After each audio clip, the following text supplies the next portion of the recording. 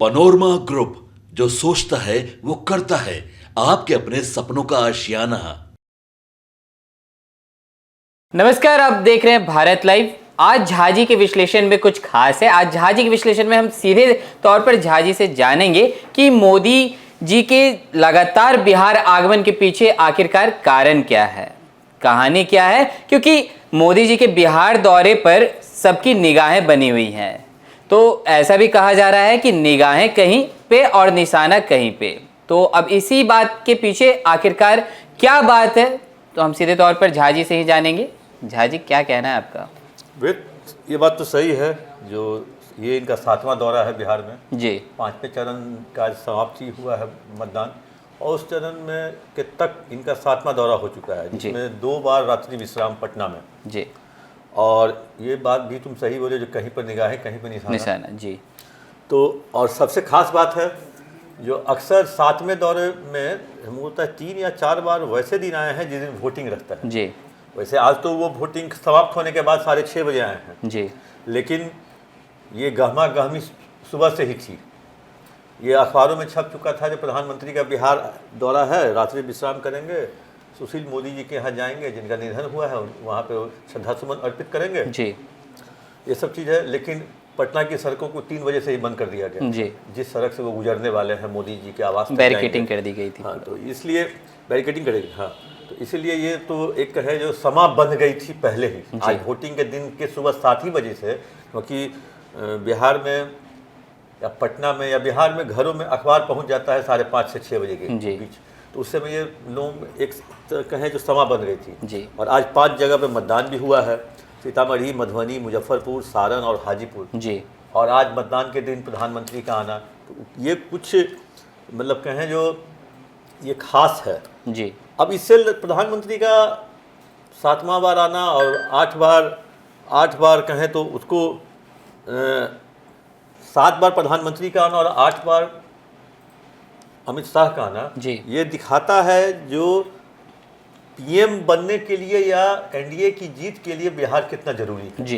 ये तो साबित कर दिया इन लोगों का आना, राजनाथ सिंह का, जेपी नड्डा का, अमित शाह जी का, प्रधानमंत्री जी का आना। ये तो साफ साबित कर दिया, जो अगर देश का प्रधानमंत्री बनना है या एनडीए की सरकार बननी है, तो बिहार उसमें कितना इंपॉर्टेंट रोल अदा करेगा। जी। वहीं अगर देखा जाए कि लगातार मतलब प्रधानमंत्री आ रहे हैं और ठीक चुनाव से 1 या 2 दिन पहले ही उनका बिहार का दौरा रह रहा है, इस पे क्या कहेंगे?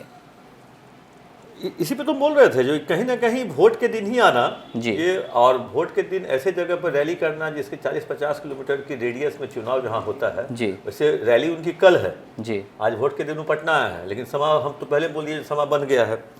अब उनका रैली कल है 2 जगह, सीवान में और ईस्ट चंपारण में। जी।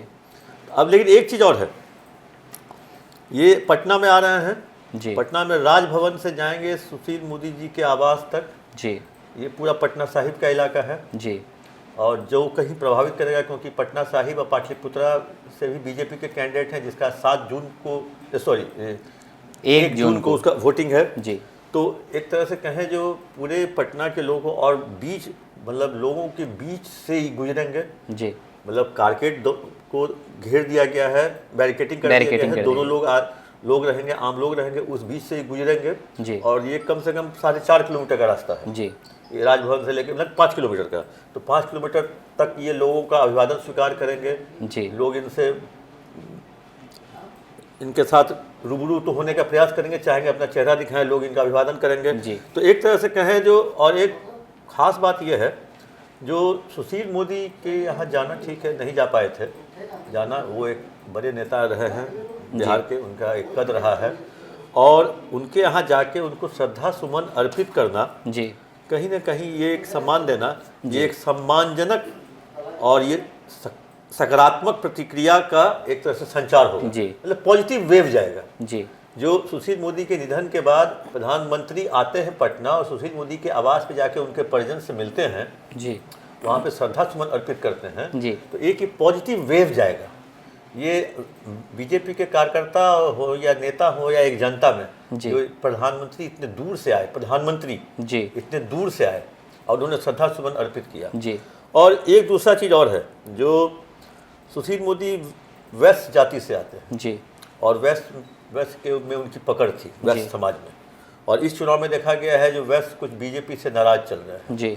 ऐसे में वेस्ट समाज के नेता को, जो अभी दुनिया में नहीं रहे, उनको आके सम्मान देना कहीं ना कहीं वेस्ट जो वोटर हैं, जो अगले जो 16 सीट का चुनाव होना है उसको भी इन्फ्लुएंस कर सकते उसको भी मतलब उस पर प्रभाव डाल सकता है। तो इसीलिए, और छठे चरण में के जो 2 क्षेत्र हैं, सिवान और चंपारण जी, और इसको लेकर के ये आ रहे हैं भाषण देने के लिए। और सबसे बड़ी बात है क्या, जो अब मुख्यमंत्री भी उनको रिसीव करने के लिए गए हैं एयरपोर्ट जी, लेकिन जो हम लोग का सोर्सेज कह रहा है जी, जो 4 जून के बाद रिजल्ट आने के बाद कुछ बिहार में अलग होने वाला है जी, कुछ नया होने वाला है जी, बिहार में नया क्या होता है? सत्ता परिवर्तन। बिल्कुल सत्ता परिवर्तन होता है, हम इसके साथ थे उसके साथ चले जाएंगे। जी, क्योंकि हम कल भी बाबा के साथ चर्चा कर रहे थे, तो नीतीश कुमार लोकसभा लड़ते हैं किसी के साथ, विधानसभा लड़ते हैं किसी के साथ, जी, दोनों से दूरी बना के उसे ठीक है, वो लगातार वो भाषणों में कहते चल रहे हैं जो हमने 2 बार गलती कर दी, अब तीसरी बार गलती नहीं करेंगे। जी, लेकिन ये चीज़ तो वो पहले भी कई बार कहे हैं, ये तेजस्वी के पिता के लिए भी कहा है उन्होंने कई बार, उसी के खिलाफ जीत के ये सत्ता में आए थे 2005 में, और उन्हीं के साथ फिर ये चले गए जी, उसी जंगल राज का हंगामा करके ये लोग आए थे सत्ता में। बार बार मतलब नीतीश कुमार जी ऐसा बोलते हुए भी दिख रहे हैं, बार बार लोगों को जंगल राज का समय भी याद दिला रहे हैं। हाँ, समय मतलब वो बुजुर्गों को कहते हैं जो आपके घर में जो यंगस्टर हैं, जो अभी वोट देने के लिए तैयार हुए हैं 18 साल जी, या उससे भी छोटे हैं, उनको वो पुरानी कहानी आप उनको सुनाइए, कैसे लोग रोड पे नहीं निकलते थे, शाम में घर से बाहर नहीं निकलते थे, कैसे अपहरण होता था, कैसे मारपीट होते थे, जमीन पर कब्जा होता था, शोरूम पे कब्जा होता था। ये अभी के भाषण में ये ट्रेंड दिख रहा है नीतीश कुमार का, और ये तीसरे चरण के बाद ये ट्रेंड चेंज हुआ है, और बीजेपी के नेता राष्ट्रीय मुद्दे पर बात कर रहे हैं और नीतीश कुमार लालू यादव पे बात कर रहे हैं।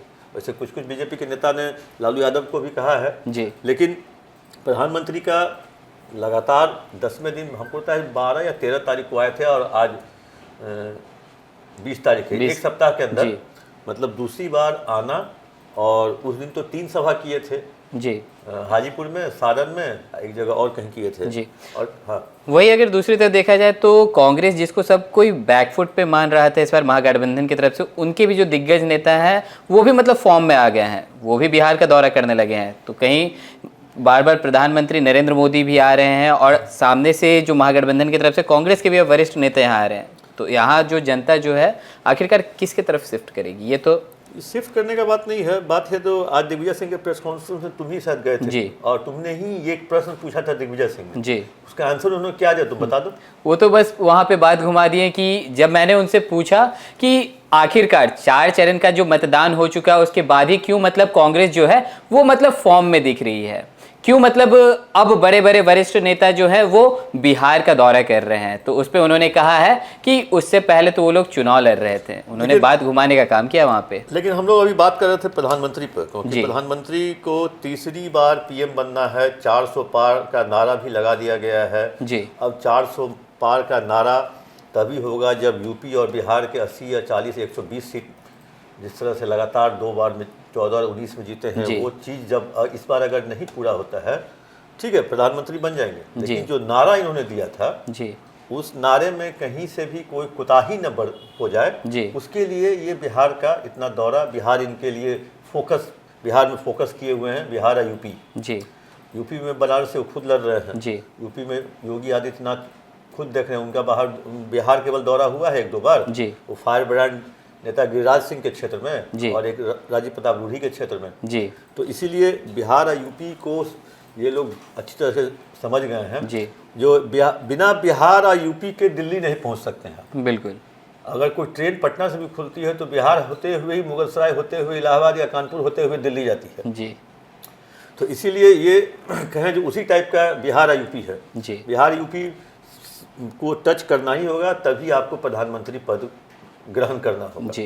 इसीलिए प्रधानमंत्री का बिहार पे इतना फोकस है। हो सकता है हम लोग के पास जानकारी है 25 या 26 को फिर बिहार के दौरे में प्रधानमंत्री हैं जी, 25 को वोटिंग है जी, तो शायद 25 को ही आ रहे हैं जी, फिर वोटिंग देने आएंगे।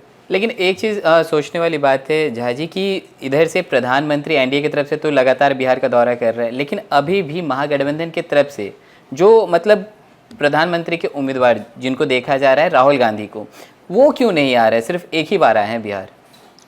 राहुल गांधी को ठीक है, ये आपका प्रश्न सही है। राहुल गांधी के साथ कुछ ऐसा हो गया था बिहार में जी, जो अब राहुल गांधी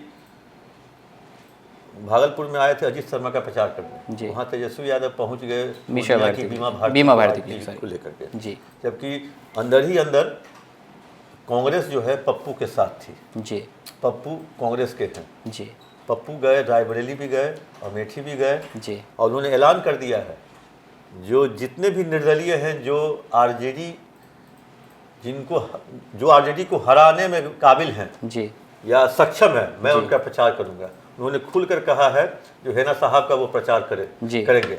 तब हेना साहब किसके लिए हैं विरोध में? अवध बिहारी चौधरी आरजेडी के विरोध में, आरजेडी का वोट उनको मिलेगा। साथ में पप्पू यादव, अगर यादव वोट दिला देते हैं तो और भी सोने पे सुहागा हो जाएगा।